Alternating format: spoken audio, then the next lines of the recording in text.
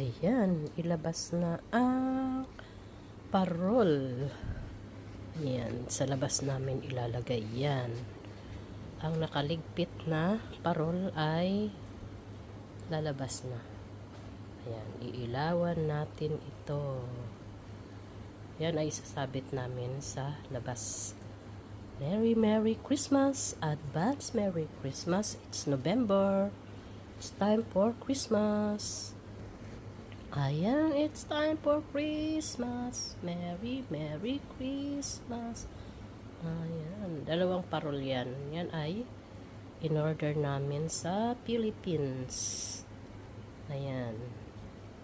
Matagal na yan. Mga almost 3 years na sa amin yan. Pero, ayan, di pa rin siya kasi iniligpit lang namin pagkakatapos. Ayan. Christmas is coming. Merry Christmas.